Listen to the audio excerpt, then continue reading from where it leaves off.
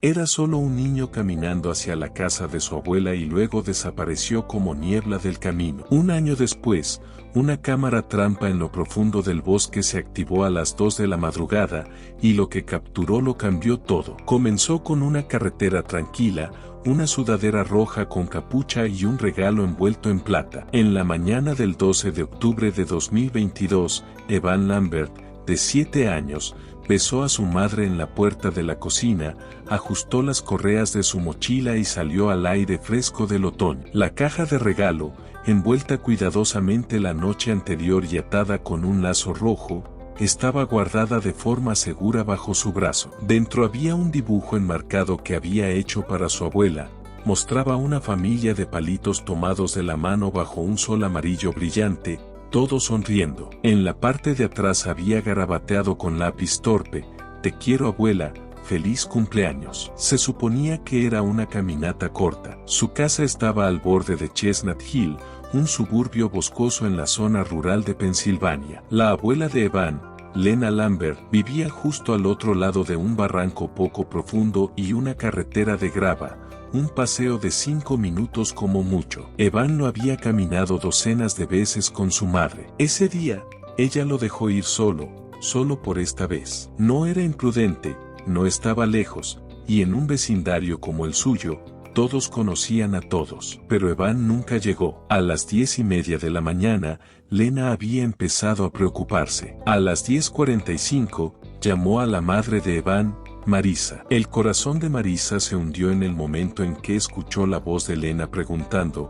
"Evan todavía se está preparando". El niño había estado desaparecido por más de una hora. Buscaron primero el sendero peatonal, el camino de tierra curvo que serpenteaba por el borde del bosque antes de llegar a la carretera principal hacia la casa de Lena. Marisa lo recorrió de ida y vuelta gritando su nombre, su voz aumentando con cada paso. Lena revisó su porche y la entrada de su casa una docena de veces, con la esperanza de que tal vez hubiera llegado y se hubiera ido persiguiendo una ardilla o algo así. Al mediodía llamaron a la policía. Al atardecer, más de 100 voluntarios se habían reunido, con linternas y perros en mano, peinando los bosques y el barranco cercanos. El aire estaba cargado de urgencia, del tipo que no se calma ni siquiera cuando te dices a ti mismo que solo es un malentendido. Esa noche llovió con fuerza y frío, y la temperatura bajó a poco más de 3 grados. Nadie durmió. La sudadera roja de Evan debería haberlo hecho fácil de ver, pero el bosque no dio nada,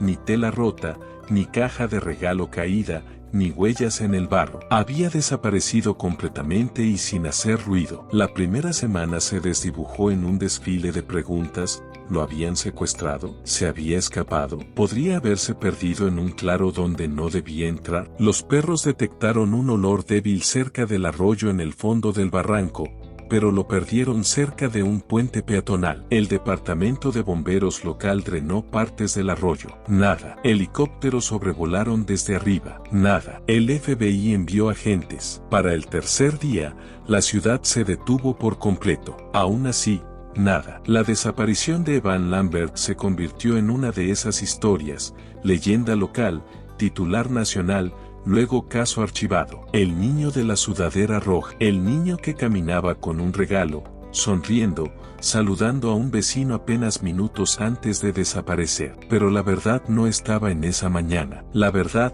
lo que realmente ocurrió, llegaría un año después, a las 2:14 de la madrugada, en el lente de una vieja cámara trampa configurada para capturar el movimiento de los ciervos en la línea de una cerca privada. Y cuando se reveló la foto, silenció por completo la sala. Pero en aquel entonces, en octubre de 2022, ese momento parecía pertenecer a otro mundo. Marisa apenas salía de casa después de la segunda semana. Se sentaba durante horas en el cuarto de Evan, inmóvil. Dibujos pegados en las paredes. Torres de Lego aún a medio construir. Nunca tocó la mochila que él había usado por última vez. Seguía colgada en la parte trasera de la puerta principal, como si, tal vez, solo tal vez, él entrara y la necesitara de nuevo. Su padre, Graham Lambert, voló desde Arizona, donde se había mudado después de su divorcio 2 años antes. Su dolor se manifestaba en rabia, contra los medios, contra las autoridades, incluso contra él mismo. Culpaba a Marisa por dejar que Evan caminara solo. Ella también se culpaba, pero no lo decía en voz alta. No había espacio para palabras en una casa que se había vuelto tan silenciosa. La investigación no arrojó nada sospechoso, sin testigos, sin marcas de neumáticos, sin delincuentes sexuales registrados en la zona.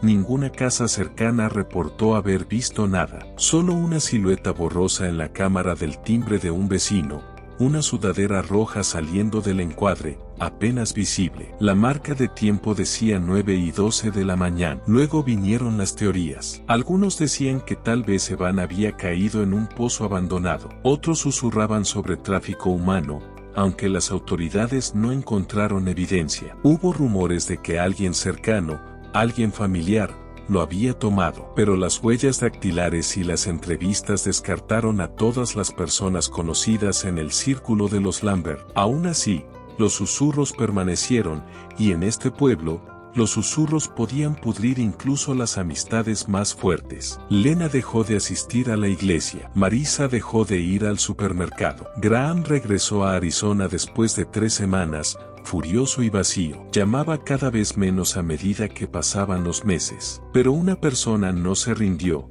El agente Caleb Rowe, quien había estado patrullando la mañana en que Evan desapareció. Padre de 2 niños él mismo, se tomó el caso de forma personal, obsesiva, dirían algunos. Incluso después de que la policía estatal se retiró y la atención de los medios se desvaneció, Caleb siguió trabajando los ángulos. Fue Caleb quien comenzó a pedir permiso a propietarios privados para colocar cámaras activadas por movimiento a largo plazo a lo largo del barranco y las líneas de cercado cercanas, por si acaso alguien regresaba. La mayoría aceptó, pensando que el costo era bajo y que tal vez, solo tal vez, ayudaría. Etiquetó cada cámara manualmente, Cresta 5, Arroyo 1, Arce 3. No surgió nada durante casi un año, hasta la mañana del 14 de octubre de 2023, cuando un propietario lo llamó. Creo que necesitas ver esto, dijo el hombre. Es de hace 2 noches. La cámara lo captó. Parece un niño. Caleb condujo antes del amanecer,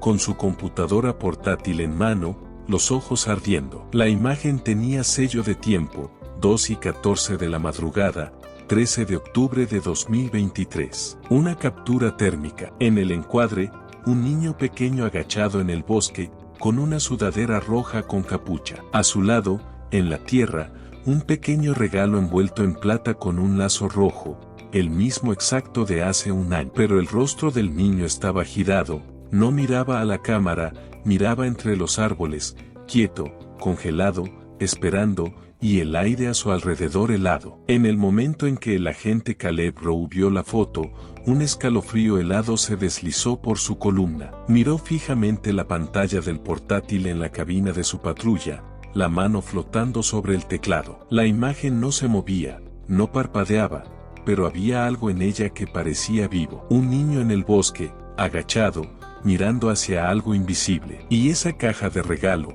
papel plateado, cinta roja, la misma descripción que Lena Lambert había dado un año atrás al describir lo que Evan llevaba. Pero ¿cómo podía ser? La caja nunca se había encontrado. La policía había supuesto que la dejó caer temprano o que la perdió en el arroyo. Incluso sospecharon que algún animal podría haberla tomado. Pero ahora esto. Caleb verificó la etiqueta de ubicación. La foto provenía de Arce 3, una cámara atada a un pino justo 50 metros más allá de la línea de cercado señalada de la antigua granja Merín, una propiedad abandonada de la que ya nadie hablaba. El terreno estaba lleno de árboles, en su mayoría intactos, y de escombros agrícolas antiguos, maquinaria oxidada, cercas colapsadas y cobertizos con techos hundidos. Nadie vivía allí desde 1994, y aún así, allí estaba el niño, congelado en ese fotograma como un susurro del pasado. Caleb no esperó. A las 6 de la mañana ya estaba estacionado cerca de la verja de la granja, linterna en mano, botas de senderismo bien ajustadas. La mañana aún era oscura, el sol apenas empezaba a empujar contra el horizonte. Su aliento salía en nubes de vapor. Pasó la cerca de púas con un leve gruñido, pisando el sendero cubierto de hojas. No había ruido, solo el viento entre los árboles. Cada ramita rota bajo sus pies se sentía amplificada. Caminó hacia las coordenadas de la cámara térmica, pasando un gallinero derrumbado y un tractor oxidado, hasta que llegó al árbol exacto donde estaba montada Arce 3. Justo debajo, el suelo había sido alterado. Caleb se arrodilló. Las hojas estaban barridas ligeramente. Alguien definitivamente se había agachado allí. En el barro blando debajo, una leve huella, pequeña, posiblemente de zapato, pero los detalles ya estaban desdibujados por el viento y el tiempo. Y a unos 3 pies frente a la huella, medio cubierta de tierra,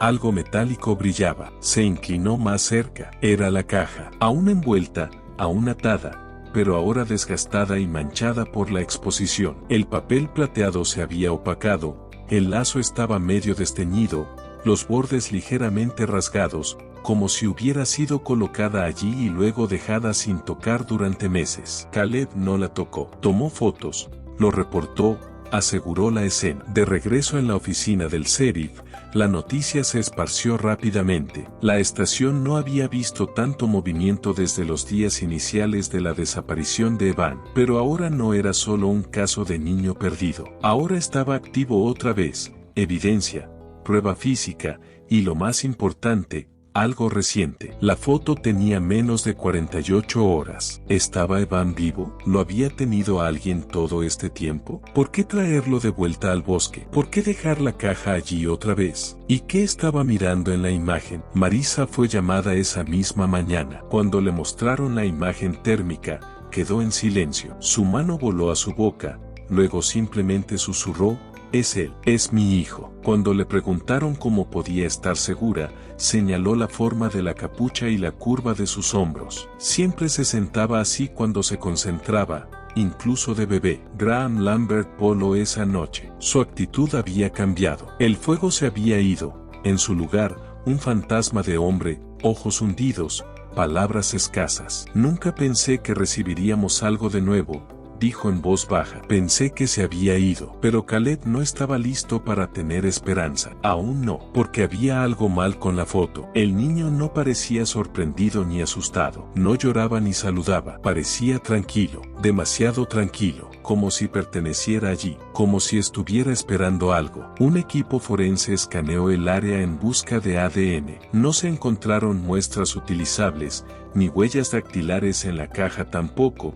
aunque sí recuperaron una pisada parcial de bota que iba hacia el norte. Caleb ordenó instalar cámaras trampa térmicas y de visión nocturna en cada punto de entrada principal alrededor de la granja Merín. También solicitó una publicación silenciosa al público, sin medios, sin prensa, solo unas pocas nuevos volantes con la imagen subtitulada «¿Reconoces a este niño?». 13 de octubre de 2023, 2:14 de la madrugada. No querían asustar a quien pudiera estar involucrado, pero sí querían que supiera que lo estaban vigilando. Mientras tanto, los susurros regresaron al pueblo. Algunos decían que la foto era falsa, otros afirmaban que Evan había muerto hace tiempo y que esto era un engaño, un imitador. Lena, su abuela, tuvo que ser hospitalizada brevemente, se desmayó al ver la imagen. Cuando despertó, tomó la mano de Marisa y dijo: «Parece que ha visto algo». Esa mirada en su rostro es la misma mirada que tenía mi hermano cuando volvió de la guerra. Nadie supo qué pensar de eso. Esa misma semana,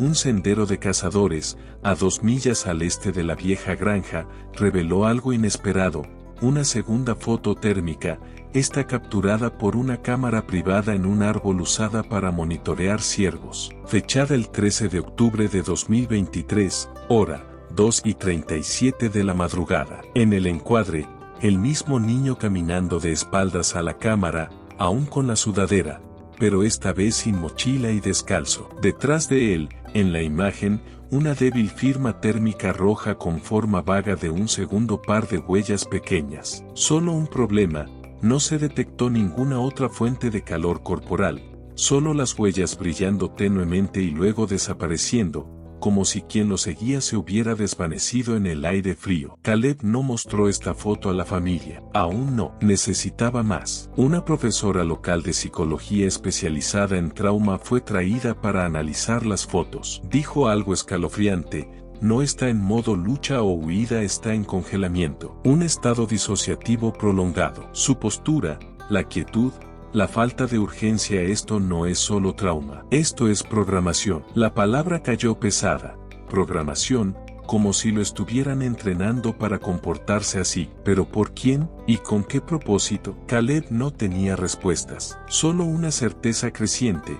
Lo que le pasó a Evan Lambert no fue al azar, y no había terminado. Durante los días siguientes, el bosque permaneció bajo vigilancia silenciosa. 6 cámaras térmicas estaban ahora activas, montadas discretamente en una cuadrícula a través de la antigua propiedad Merín y la periferia del bosque Fern Hollow. El agente Caleb Rowe revisaba sus transmisiones cada pocas horas, esperando una segunda aparición, algo, lo que fuera. Pero no surgió nada, ni niño, ni huellas, ni movimiento en absoluto. Hasta el 19 de octubre a las 3:51 de la madrugada. Arce 5, posicionada al norte del límite de la propiedad Lambert, capturó un breve clip de 6 segundos. Solo ramas moviéndose, excepto que no había viento. Y detrás de los árboles, si se miraba con suficiente detalle, cuadro por cuadro, un destello de rojo. No brillante, tenue, casi oculto, pero ahí estaba, como la manga de una sudadera deslizándose fuera de vista. Caleb no le contó a la familia. Aún no. Esto no era evidencia, era instinto, una corazonada. Imprimió un solo fotograma y lo colocó en su pizarra blanca, justo al lado de la imagen de Evan agachado sobre la caja. Cada vez que lo miraba, sentía el mismo nudo en el pecho. Esto ya no era solo un caso de niño desaparecido, era complejo, escenificado, de algún modo observado. Mientras tanto, Marisa empezó a soñar de nuevo. No eran sueños comunes, eran vívidos. Despertaba empapada en sudor frío. Imágenes de Evan parado junto al viejo columpio detrás de la casa de Lena, pero nunca la miraba. Solo se quedaba ahí, con los hombros rectos, los labios moviéndose como si susurrara a alguien que ella no podía ver. No había dormido una noche completa desde que apareció la imagen térmica. Cuando se lo contó a Lena, la anciana se puso pálida. Luego caminó en silencio hacia su ático y bajó una caja polvorienta. Dentro había diarios de su difunto esposo, Walter Green, quien murió en 2004. Un hombre callado, alguna vez piloto privado, y una criatura de hábitos. Lena había guardado sus escritos por años, pero ahora, hojeando las páginas, encontró una entrada que hizo que sus manos temblaran. Octubre de 1993. Vi al niño otra vez cerca de la cerca noroeste, misma hora que la semana pasada. No habla, mira, camina en círculos, pero siempre es el mismo niño. Sudadera roja, cabello castaño, parece de unos 8 años, y siempre es a las 3 de la madrugada. Marisa miró la página, con los ojos abiertos de par en par. Esto no tiene sentido, susurró. Pero Lena ya había ido a su estantería, sacado un álbum de fotos descolorido y lo abrió en una página marcada otoño de 1993. Y ahí, en la esquina de una foto grupal tomada en el festival de cosecha del pueblo, una figura borrosa, un niño con ropa roja, mismo edificio, mismo corte de pelo, misma expresión, congelado, mirando hacia el bosque. Pero Evan no nació hasta 2015. ¿Cómo podía ser? Marisa examinó el rostro del niño. No es Evan, solo se parece. Aún así,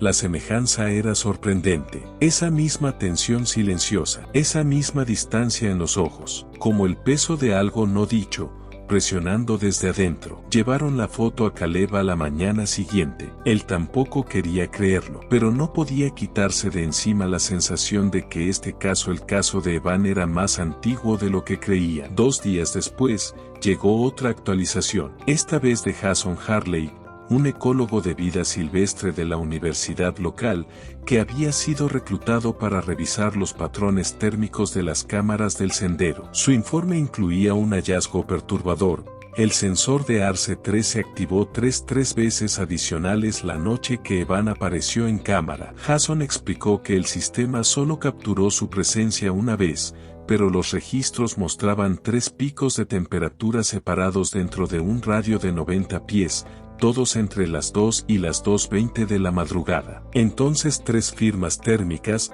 preguntó Caleb. Jason asintió. Sí, todas pequeñas, todas del tamaño de un niño. Eso golpeó fuerte. Pero la cámara solo captó a Evan, dijo Caleb lentamente. Exacto. Eso es lo extraño. Jason sugirió que los patrones de calor, picos breves y de corta duración, eran más consistentes con alguien moviéndose rápidamente que desapareciendo de vista. O, agregó, con personas acostumbradas a evitar cámaras, como alguien guiándolo. Caleb preguntó. Jason no respondió, solo cerró la carpeta. La investigación cambió de rumbo nuevamente cuando Marissa recordó algo. Era finales de noviembre, 2 meses antes de que Evan desapareciera. Estaban visitando la casa de Lena y él regresó de jugar afuera inusualmente callado. Cuando ella le preguntó qué había pasado, dijo algo extraño. El cobertizo de la abuela tiene voces. Ella pensó que se refería a la vieja radio de transistores que Walter guardaba allí, pero ahora no estaba tan segura. El cobertizo estaba en el borde de la propiedad, cerca del límite con la vieja granja Merín. No se había abierto en años, solo candados oxidados y maleza crecida. Pero esa tarde, Caleb y su equipo lo forzaron. Dentro, polvo, telarañas y algo inesperado. Un par de zapatos de niño, descoloridos y con moho parcial. Y debajo de una lona, una pila de cajas de regalo apiladas, todas envueltas, todas idénticas, papel plateado, lazos rojos. Había 7, cada una ligeramente dañada por el clima, pero ordenadas con cuidado. Ninguna tenía etiqueta. Caleb sintió que la sangre se le helaba. ¿Quién las puso ahí? ¿Por qué tantas? ¿Y para qué eran? No se lo dijeron a Marissa. Aún no. No hasta que la forense pudiera confirmar edad o huellas. Pero se llevaron todo, las cajas, los zapatos, incluso muestras de tierra. Esa noche, Caleb se sentó en su escritorio hasta pasada la medianoche revisando imágenes de dron de las líneas de propiedad. Notó algo sutil en el cuadrante noroeste,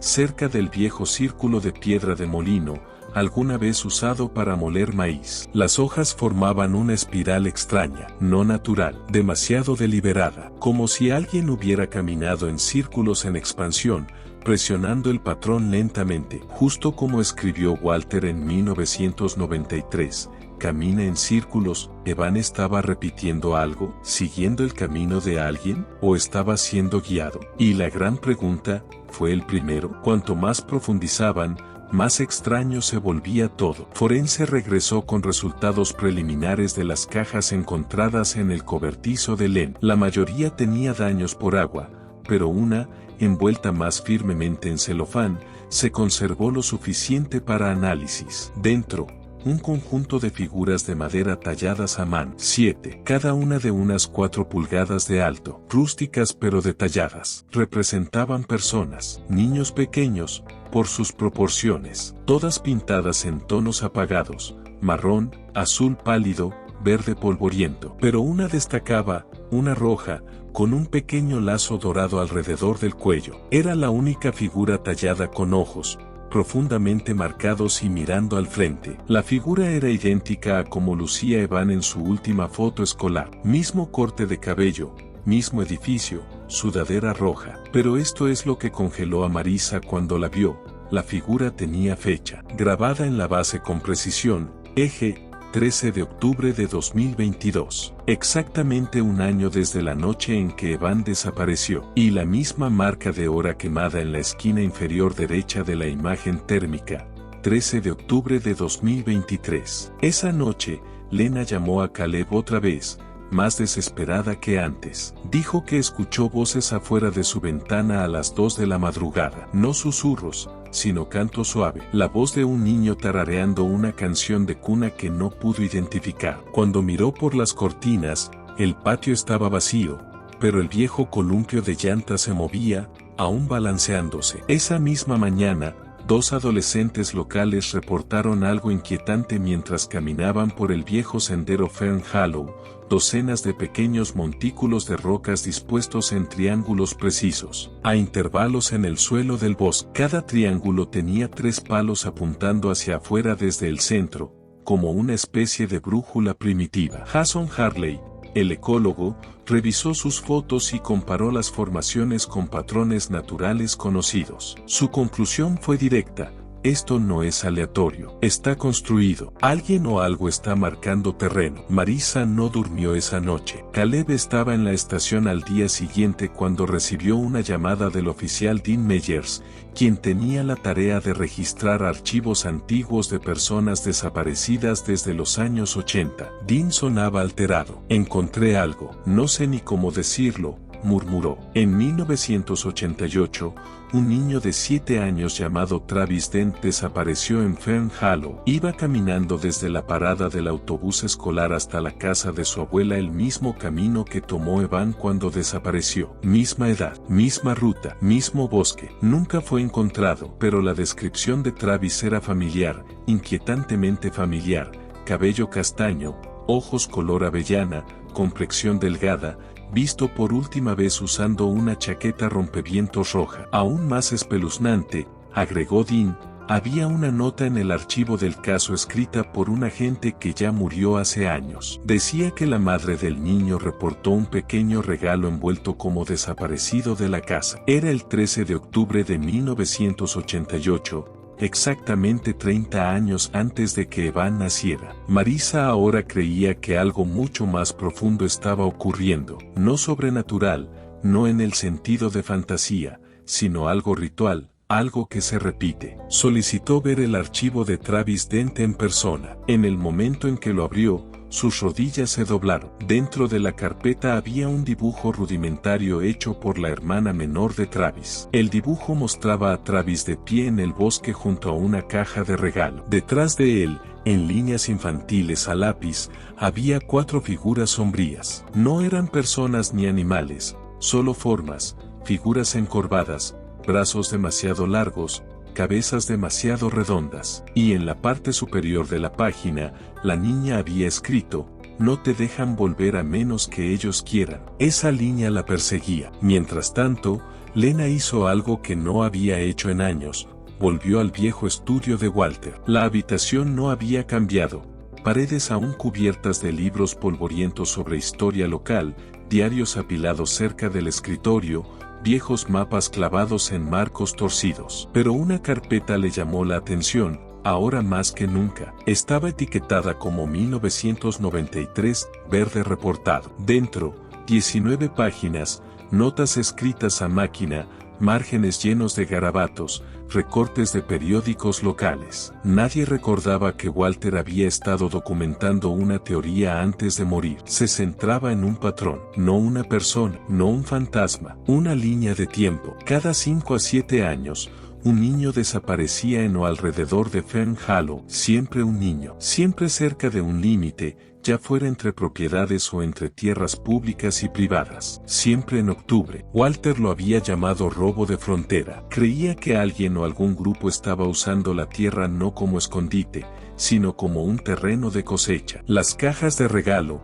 escribió, eran ofrendas, destinadas a atraer o marcar niños que cumplían cierto perfil. Evan era el más reciente, pero tal vez no el último. Entonces llegó la llamada de un guardabosques retirado llamado Elías Price, ahora de 79 años y viviendo a 3 pueblos de distancia. Había visto la imagen de la cámara trampa de Evan en las noticias y dijo que necesitaba hablar con urgencia antes de que fuera demasiado tarde. Caleb condujo hasta su casa esa misma noche. Lo que Elías dijo le hizo erizar la piel. Ese niño de rojo lo he visto antes, o alguien como él. Fue en 1991, finales de octubre. Niño solo en el bosque, completamente quieto, en la cresta este, cerca del paso Juniper. Me acerqué, le pregunté dónde estaban sus padres. No respondió, solo sonrió y señaló detrás de mí. Cuando me di la vuelta nada. Cuando volví a mirar, el niño había desaparecido. Elías nunca presentó un informe. Dijo que nadie le habría creído. Pero había una cosa más. Volví a ese lugar una semana después. Encontré algo envuelto en hilo rojo debajo de un tronco caído. Una figura de madera. Se parecía exactamente a ese niño. La enterré. Caleb se inclinó hacia adelante donde Elías hizo una pausa. Paso Juniper. En el centro de 3 abedules. Al día siguiente, Caleb, Marisa y un pequeño equipo fueron al paso. Encontraron los árboles y enterrados 6 pulgadas bajo las raíces, después de horas de cavar, una caja de madera podrida envuelta en hilo rojo. Dentro, nada excepto una nota escrita a mano, manchada por el paso del tiempo. Una línea apenas legible. Una vez elegido, el camino nunca termina, solo espera. La mano de Marisa tembló al leerlo en voz alta. Se volvió hacia Caleb. Dijiste que Evan fue el único visto en esa cámara. Él asintió. Ella tragó saliva. Entonces, ¿quiénes eran las otras 2 firmas térmicas? La pregunta quedó flotando en la camioneta como una fuga lenta de temor. ¿Quiénes eran las otras 2 firmas térmicas? Marisa miró de nuevo los datos de la cámara trampa. El infrarrojo aún mostraba claramente la figura de Evan, marcada por el contorno distinto de su sudadera roja. Pero a solo unos pocos pies detrás de él, casi mezcladas con el ruido térmico,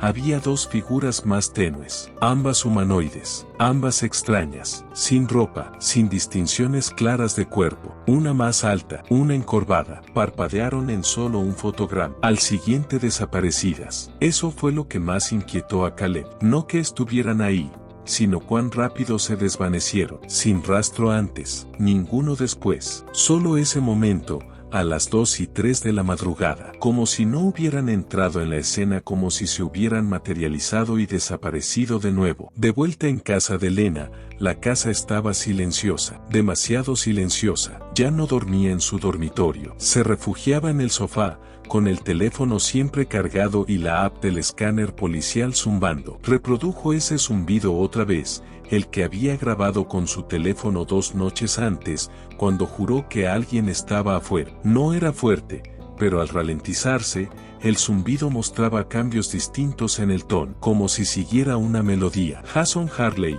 el ecólogo, filtró el sonido. Llamó a Lena al día siguiente y simplemente preguntó, ¿sabe cómo suena un zorzal del bosque? Ella no. Jason reprodujo una comparación. Era casi idéntico al zumbido excepto que no era el ave. Era una imitación sintetizada de una, no mecánica, no digital, simplemente errónea, como si algo estuviera tratando de imitar a un pájaro y no lo hiciera del todo bien. Jason concluyó, alguien está intentando mezclarse o desviar la atención. Caleb regresó a los archivos del alguacil. Allí, escondido entre 2 cajas olvidadas desde hace mucho tiempo, etiquetadas como avistamientos de fauna silvestre e informes de allanamientos no resueltos, encontró un archivo titulado simplemente R2004, Incidente W. Dentro había un solo informe de un hombre llamado Matthew Breck, quien había vivido en una pequeña cabaña en el extremo sur de Fern Hollow. Matthew afirmaba que una noche escuchó llanto cerca del límite de su bosque. Cuando fue a revisar,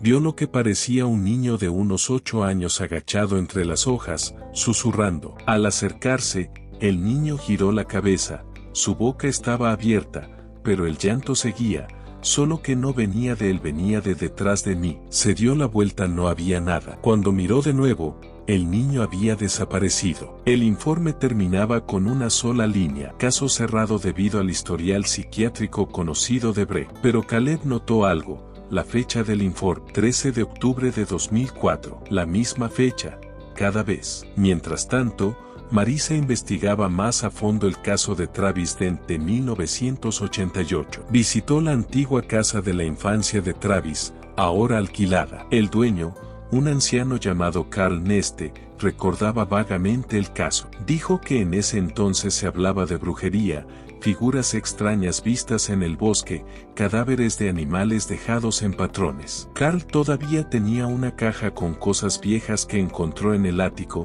restos de los Dent. Dentro había fotos, juguetes viejos y un diario, el diario de Travis. La mayoría de las páginas eran normales para un niño de 7 años, garabatos, dibujos, entradas simples, pero las últimas 5 páginas eran inquietantes. Están en los árboles, no caminan como nosotros, nos ven desde abajo. Mamá dice que hablo dormido, pero no lo recuerdo. El hombre sin cara me dice cosas. Soñé otra vez. Estaba en el bosque. No podía moverme. Ellos estaban en círculo y me observaban. La última entrada no tenía palabras, solo un dibujo. Mostraba a Travis de pie en un sendero, sosteniendo una caja frente a él, un árbol hueco. Desde dentro, 2 ojos y una cuerda roja atada a una rama arriba. Marisa volvió a casa estremecida. Esa noche volvió a revisar la vieja ruta de Evan desde la escuela hasta la casa de Lena, la ruta que nunca completó. Un detalle hizo clic.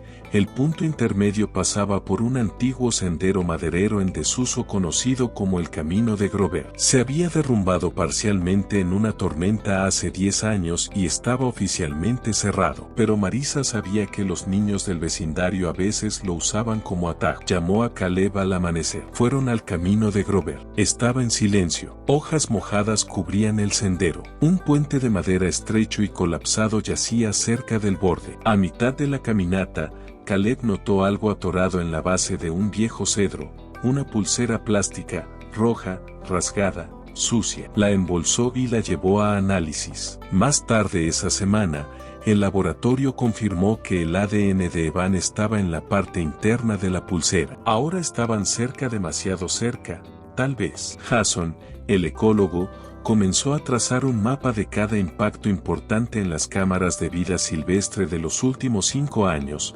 superponiéndolos con informes de personas desaparecidas. Lo que surgió no fue coincidencia, era un anillo, un patrón circular amplio que rodeaba el cuenco de Fern Hollow, casi como el perímetro de un terreno de caza, y en el centro un cedro hueco, uno que los lugareños llamaban la cuna de la viuda. No estaba marcado en ningún mapa. Jason solo lo encontró gracias a una vieja entrada del registro de guardabosques de 1974, donde un equipo de bomberos lo usó como punto base durante una quema controlada. Reportaron tallas extrañas cerca de las raíces. Caleb y Marisa planearon una búsqueda. Nunca llegaron porque algo ocurrió primero. Lena desapareció una mañana. No respondía llamadas. Su puerta principal estaba abierta. Luces encendidas. La cafetera aún caliente. La única señal de movimiento. Huellas fangosas cerca del porche trasero. Pequeñas, no del tamaño de un adulto. Caleb corrió a la casa, el corazón palpitando. En la mesa de la cocina de Lena, su teléfono estaba desbloqueado y abierto en un mensaje que nunca envió. Solo decía: él no se ha ido. La desaparición de Lena fue como un segundo terremoto para un pueblo que aún no sanaba tras la desaparición de Evan. Perder a su abuela, su último vínculo vivo, abrió una nueva herida. Pero algo en la desaparición de Lena era distinto. No fue solo repentina. Se sintió deliberada. Su casa no había sido saqueada. No había señales de entrada forzada. Su teléfono, su bolso, sus zapatos intactos. Pero lo que más estremeció a Marisa fue lo que Lena había escrito la noche anterior en un bloc amarillo, junto a su lámpara de lectura. 4 palabras, escritas una y otra vez: él caminó a través de mí. La policía lanzó una nueva búsqueda, esta vez con urgencia. Los equipos caninos recorrieron el bosque, helicópteros sobrevolaron, pero los perros,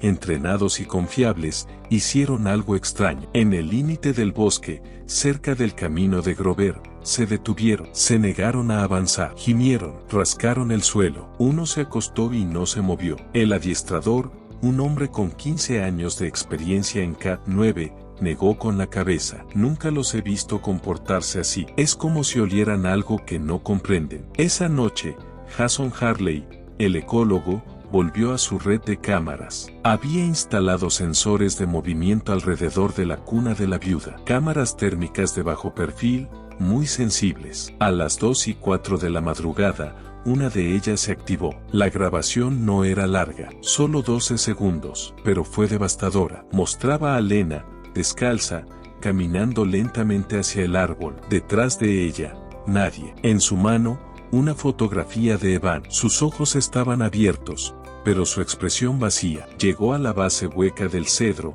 miró dentro y entró. El sensor captó un último destello de movimiento, 2 figuras, más pequeñas, moviéndose más allá del límite del bosque. Desaparecidas otra vez. Caleb vio la grabación en repetición. Esto no es posesión, le dijo a Marisa, es condicionamiento. Alguien está orquestando comportamientos como ensayos. Sonaba paranoico, pero entonces Marisa recordó algo del viejo morral de Evan, un dibujo de la escuela, hecho solo una semana antes de desaparecer. Se mostraba a sí mismo de pie en el bosque, sosteniendo una caja roja. Detrás de él, siluetas tenues de personas, no niños, no adultos, algo intermedio. Había pensado que era solo un dibujo de un sueño, ahora se sentía como un mapa. Se volcaron hacia la historia local antigua. Con ayuda de la bibliotecaria del pueblo, descubrieron una colección de documentos poco conocida llamada Los Registros Meret, recopilada por un topógrafo del siglo XIX llamado Ilaiche Meret, quien había cartografiado la cuenca de Fern Hollow en la década de 1870. Una entrada destacó: nos encontramos con un antiguo cedro partido en su tronco, tallas como ninguna tribu que conozca. Los hombres juraron ver rostros en la corteza. Esa noche perdimos a nuestro guía, sin rastro al amanecer. Otro registro, 2 días después, algo nos observa desde debajo de la loma. No volveremos a acercarnos. Marisa y Caleb compararon las notas con los datos topográficos de Jason. Mismo árbol, la cuna de la viuda. La ubicación no había cambiado, pero la presencia alrededor sí había permanecido. Necesitaban una búsqueda controlada, no otra caminata. Una inspección forense. Jason ayudó a coordinar un pequeño equipo de investigadores ambientales y exvoluntarios de búsqueda y rescate. Se movieron a plena luz del día, con drones de sonar y sensores EMF. A medida que se acercaban a la cuna de la viuda,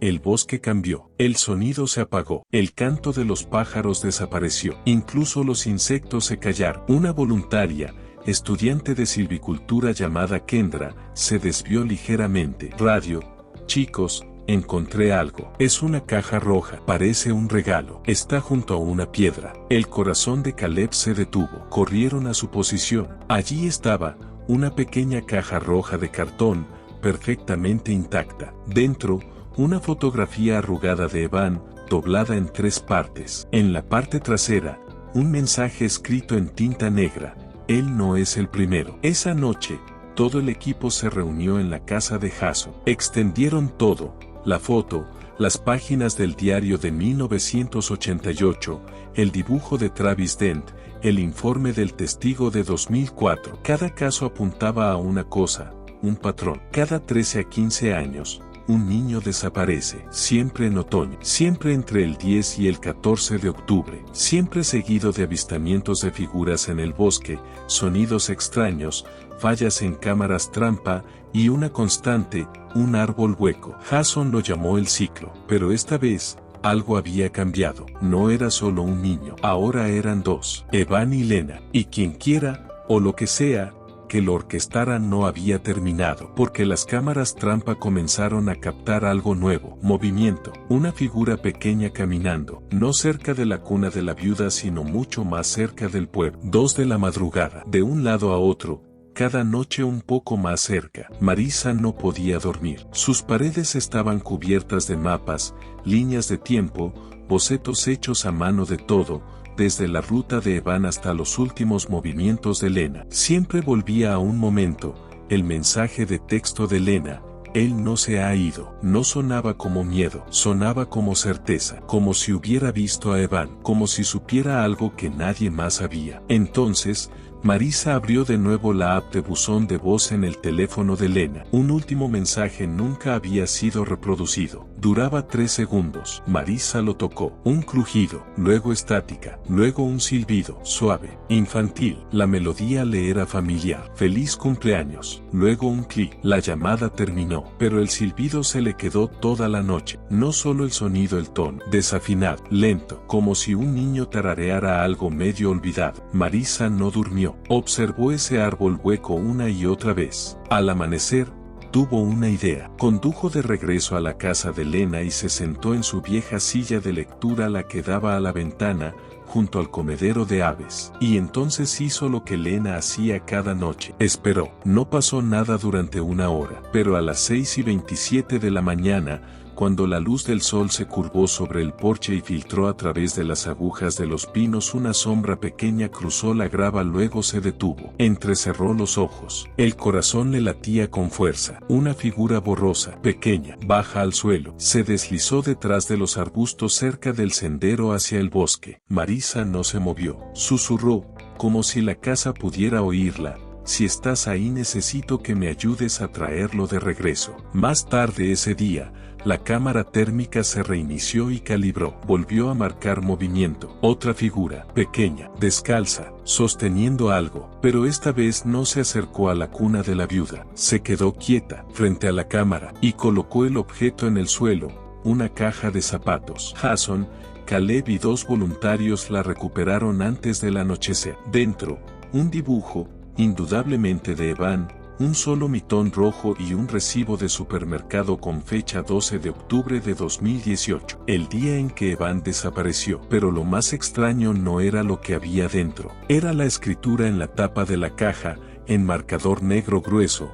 Él dijo: ya casi es hora. La investigación dio otro giro. Ya no se trataba de un rastro frío. El sheriff autorizó una excavación profunda alrededor de la cuna de la viuda, usando radar de penetración terrestre. A 2,6 metros de profundidad, golpearon algo. No era hueso, no era piedra, era madera. Una antigua trampilla de madera, enterrada hace mucho. Jason, Caleb y el sheriff estaban presentes cuando la abrieron. El aire que salió olía a antigüedad, a moho, a cobre y a algo ligeramente dulce. Un pasaje estrecho se extendía bajo las raíces, tallado a mano, reforzado con vigas. Con linternas encendidas, descendieron con cuidado. El túnel se curvaba, giraba, y finalmente se abría a una pequeña sala. Estanterías oxidadas cubrían una pared. Un libro infantil yacía boca abajo junto a una linterna, Pedro y el lobo. Y en la pared del fondo,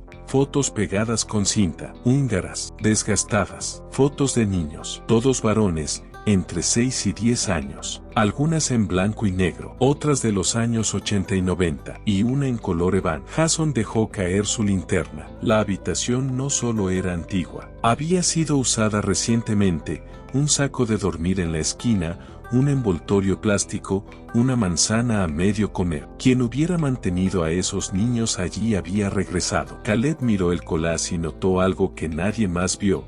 Cada foto tenía un número escrito con bolígrafo, algunas con fechas: 1983, 1996, 2009, 2018, aproximadamente 13 años de diferencia. El mismo patrón que habían visto en los registros Mere. El ciclo. El niño más joven en las fotos tenía tal vez 5 años. El mayor no pasaba de 10. Nunca niñas. Esto era deliberado, calculado, no aleatorio, no natural. Alguien había estado secuestrando niños en ese bosque durante casi un siglo. Marisa no podía respirar. Miraba la foto de Evan. Estaba de pie junto al buzón de Lena. En la imagen, el fondo era inconfundible. Eso significaba que la foto fue tomada el día en que desapareció, y no por un extraño, alguien cercano, alguien que tenía acceso. Caleb regresó a sus registros, rastreó la propiedad de las tierras que rodeaban la cuna de la viuda. Había una parcela de 2 acres,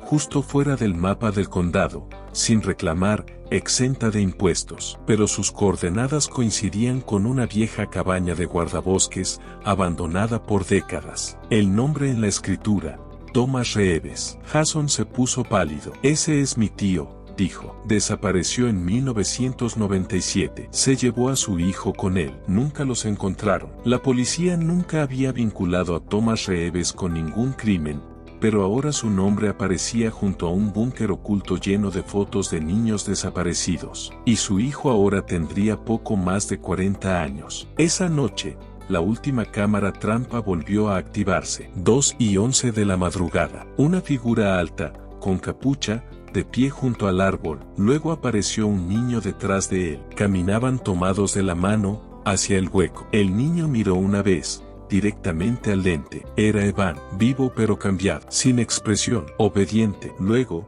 la grabación terminó. Jason imprimió la imagen fija y se la entregó a Marisa. Es tu hijo, dijo, pero no creo que recuerde quién es. Marisa la miró por mucho tiempo. Esto no ha terminado. Esto era un ritual, y los rituales terminan con sacrificios, pero ella no lo iba a perder otra vez. Quienquiera que estuviera detrás de esto, quienquiera que estuviera usando ese bosque como su terreno de caza acababa de hacer su último movimiento, porque Marisa haría el suyo. El bosque ya no se sentía como un hogar, se sentía como un mapa de crímenes enterrados. Marisa se paró junto al árbol hueco con Jason y Caleb, sosteniendo la foto impresa de la cámara trampa. Los ojos de Evan la perseguían no porque se viera asustado sino porque no. Se veía quieto, distante, como alguien que fue enseñado a olvidar. Las autoridades regresaron a la cuna de la viuda al amanecer. Ahora el FBI estaba involucrado. El búnker oculto bajo el árbol fue sellado como evidencia, y cada foto en esa pared fue escaneada y cruzada con casos de niños desaparecidos a nivel nacional. 7 niños fueron confirmados.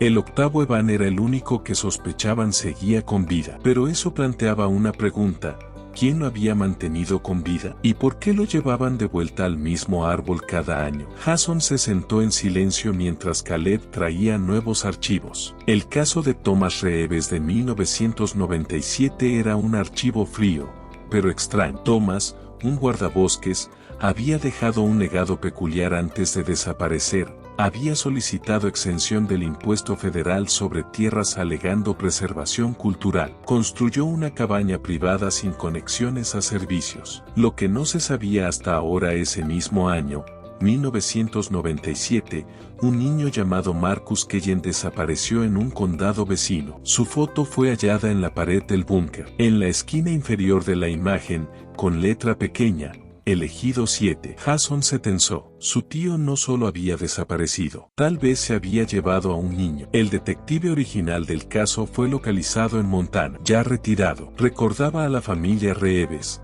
callados, educados, pero dijo algo que Jason nunca olvidó. Thomas siempre hablaba como si estuviera custodiando algo, como si creyera que el bosque tenía reglas sagradas. Lo llamaba el ritmo del bosque. Decía que cada 13 años pedía equilibrio. No durmieron esa noche. Marisa tampoco. A las 3:04 de la madrugada, llegó una nueva alerta de cámara trampa. Esta vez fue activada por audio. Una sola frase, susurrada 2 veces. Está listo. Sin imagen, solo sonido. La voz era masculina, sintética, y no pertenecía a un niño. Al día siguiente, el FBI contactó a expertos en análisis de conducta. La teoría que se formaba era aterradora.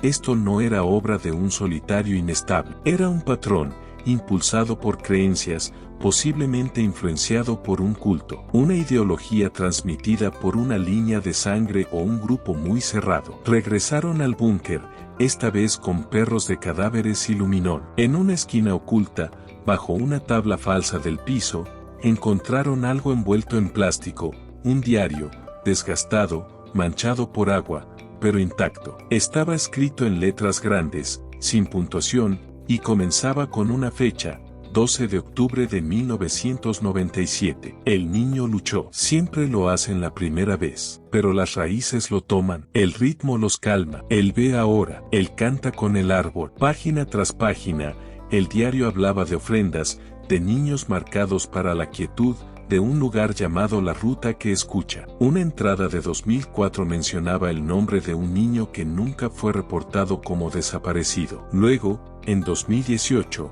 él vino del camino otra vez. Ojos suaves, sin tormenta, sin resistencia. Caminó hacia mí como si me recordara. Jason tuvo que salir de la habitación. Marisa leyó en voz alta la última página. Este ciclo termina con 9. Él volverá al tronco. La raíz no lo rechazará. Y debajo, escrito como una firma, Kellen Reeves. Jason se congeló. El hijo de su tío, el niño que desapareció en 1997 con Thomas. Kellen ahora tendría 33 años. Suficiente edad para estar detrás de todo esto. Suficiente edad para seguir creyendo. Una rápida búsqueda en registros públicos y de tránsito no mostró a nadie registrado con ese nombre en Oregón. Pero una propiedad había sido comprada en 2015 bajo una sociedad anónima, a solo 3 millas del límite norte del bosque. Una cabaña aislada, recientemente renovada. Se montó vigilancia. A las 4:46 de la madrugada, se detectó movimiento. Un hombre, de unos 30 y tantos, caminaba desde el porche trasero hacia el bosque. Llevaba una linterna y algo pequeño en la otra mano, una mochila infantil. Jason observó la grabación. El andar del hombre era familiar, medido, controlado, como alguien que no solo había aprendido a sobrevivir en el bosque sino a escucharlo. Ese mismo día, Marisa recibió un pequeño paquete en su buzón, sin remitente. Dentro, un dibujo con crayones. 2 figuras de palitos, tomadas de la mano, bajo un árbol alto. Una llevaba una gorra azul, la otra no tenía rostro. En la parte de atrás del papel, lo siento por olvidarte, mamá, por favor no me olvides. Se desplomó al suelo. Jason la atrapó antes de que cayera. Es él, susurró. Todavía está intentando alcanzar. Luego miró por la ventana, hacia el borde oscuro de los árboles. Voy a traerlo a casa. No me importa lo que cueste. Pero lo que nadie sabía era esto. El ritual no terminó con Evan, porque Keyan Reeves no solo estaba repitiendo un patrón, lo estaba perfeccionando, y no estaba solo. Durante un año entero lo llamaron desaparición. Ahora era una cacería. El bosque ya no era el misterio. El hombre que se movía por él, en silencio, deliberadamente lo era. El FBI estableció un perímetro silencioso alrededor de la cabaña fuera de la red vinculada a Keyan Reeves. El plan era simple. Sin confrontación, solo vigilancia, dejarlo moverse, dejarlo guiarlos, pero no lo hizo. Durante 3 días nadie entró ni salió. Luego, en la cuarta noche, un dron captó una firma térmica moviéndose hacia el oeste hacia el árbol hueco. No era Keyan, era Evan. Caminaba descalzo, con la ropa rota, los ojos desenfocados. Cuando los agentes lo encontraron, no huyó, tampoco habló, solo señaló hacia el tronco del árbol. Jason corrió al lugar. Apenas podía respirar. Marisa ya estaba allí, abrazando al niño como si intentara contener años de dolor solo con sus brazos. Pero Evan no parecía un niño rescatado, parecía un niño que acababa de escapar de algo peor. En el hospital, Evan dijo casi nada, a veces tarareaba, una nota baja y repetitiva, como un canto. Cuando le preguntaron por el último año, solo ofreció una frase: el hombre en la oscuridad nos hacía caminar en círculos hasta olvidar nuestros nombres. Jason revisó todo otra vez, el diario, el árbol, el dibujo de Evan y algo encajó. No solo era un ritual, era una herencia. Keyan Reeves no se escondía, estaba entrenando. Cuando Evan desapareció, fue visto una sola vez en la carretera del condado. Ninguna cámara de seguridad captó su secuestro. Ningún vecino vio nada. Pero aún quedaba una pieza del rompecabezas sin tocar: una estación de guardabosques incendiada en octubre de 2018, el mismo día que Evan desapareció. El hombre dentro, un nuevo aprendiz, no tenía parientes cercanos. No se encontró identificación. Marisa pidió al equipo forense que revisara los restos, y fue entonces cuando llegó el giro. El hombre que murió en el incendio era Keyan Reeves. Entonces, ¿quién estaba en la cabaña? ¿Quién escribió el diario? ¿Quién trajo de vuelta a Evan al árbol? Allanar la propiedad reveló una cabaña demasiado limpia. Estanterías llenas de libros sobre mitología forestal, biología, supervivencia en la naturaleza. En la pared, un mapa con docenas de chinchetas, cada una marcaba la ubicación de una cámara trampa. En el sótano, una habitación insonorizada, un proyector, diapositivas de niños, cada una etiquetada con una palabra: calmado, resistente, silencioso, quebrado. Y finalmente una confesión grabada. Solo duraba 22 minutos, pero lo cambió todo. El hombre en la grabación estaba quieto, con las manos cruzadas. No dijo su nombre hasta el último minuto, pero su voz Jason la reconoció al instante. Crecí viendo en lo que creía mi primo Keyan. Pensé que era locura, pero cuando cumplí 30 yo también comencé a escucharlo. El ritmo, las reglas, y comprendí: el bosque no toma, elige, se queda con los que nadie más entiende. No los asesiné, los entregué. Hizo una pausa. Evan no estaba listo, pero lo estará. Esto no ha terminado. Luego se inclinó hacia la cámara. Me llamo llamó Nolan Reeves, primo de Keyen, y siempre habrá alguien escuchando. Jason casi dejó caer el portátil.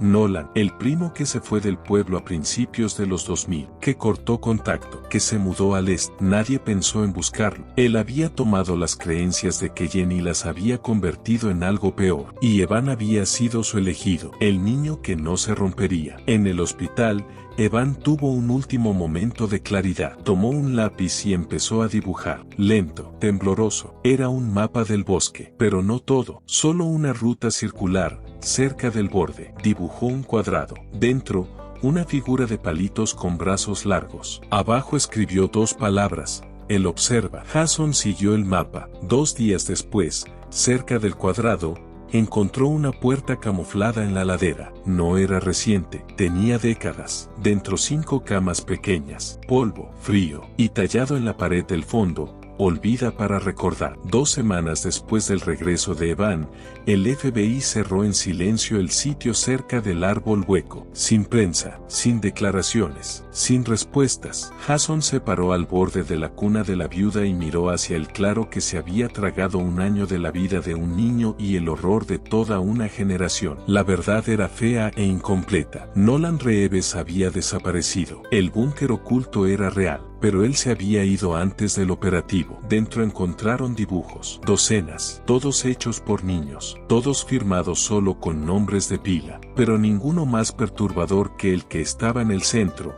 Un dibujo de un hombre hecho de raíces, brazos largos, boca negra, sin ojos. Abajo, nos dijo que nuestros padres nos olvidaron primero. Evan ya no dormía una noche completa. Se despertaba jadeando, las manos apretadas como si aún estuvieran atadas. Los médicos dijeron que su memoria regresaría en pedazos. Pero algunas heridas no estaban hechas para ser recuerdos, estaban hechas para ser silencios. Marisa lo llevó a terapia, a la luz del sol, a cualquier lugar que no oliera a musgo ni a oscuridad. A veces hablaba, a veces tarareaba. Una tarde, mientras jugaba con un avión de juguete, susurró: los árboles hablan cuando estás solo, pero él les dice cuando susurrar. Marisa se congeló. No estaba asustado al decirlo, estaba recordando. No se realizaron arrestos. El rastro de Nolan se desvaneció en algún lugar de Montana. Un auto rentado fue encontrado vacío, las llaves en el encendido, sin huellas, sin pisadas, solo un dibujo en el asiento delantero, el de un nuevo niño,